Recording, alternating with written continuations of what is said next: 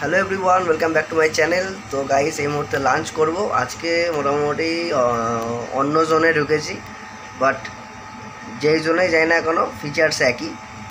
তো lunch time, lunch পিরিয়ডের সময় লাঞ্চ করব এখন আমি। তো লাঞ্চে কী কী এনেছি সেটা তোমাদের সঙ্গে শেয়ার করছি, আর লাঞ্চ করতে করতে যেটুকু আড্ডা মারা যায় সেটাই, আর কিছু করতে নেই। আজকে লাঞ্চে দেখো কী কী আছে। আজকে এটার ভেতরে কি আছে রে?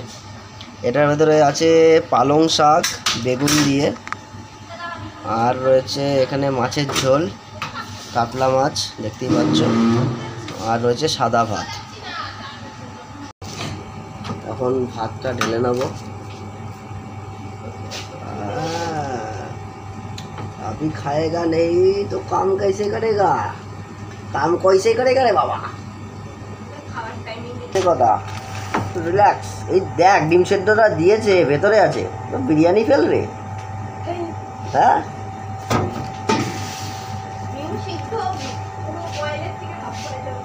ওইটাই দিয়েছে। এই শীতকালের সময় পালং শাক খেতে যে কি ভালো লাগে রে।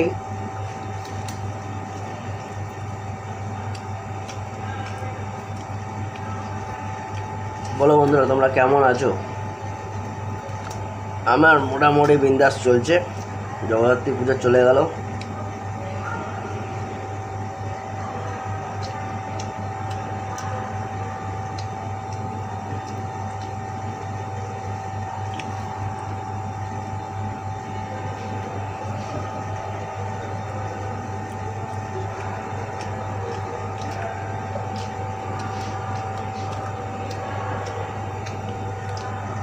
ভেবেছিলাম বাড়ির থেকে আজকে ডাল ভাত দিয়েছে, তাই খেতে বসতে একটু অসুবিধা লাগছিল।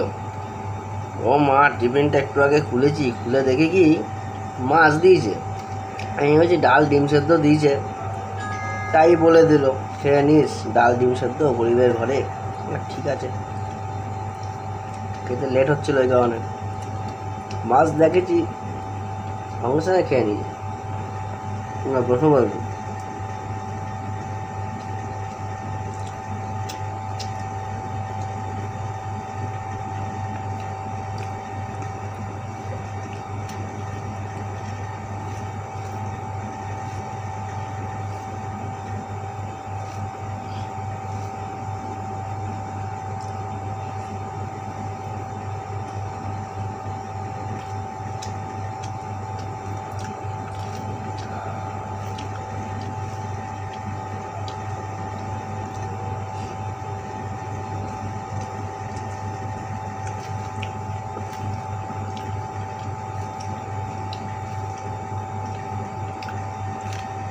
শাক মাছের তরকারি দুটোই আমার ফেভারিট। আর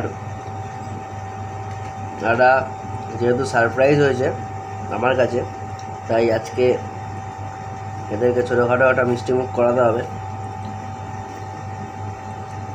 যাই হোক, করিয়ে দেবো, কোনো ব্যাপার না।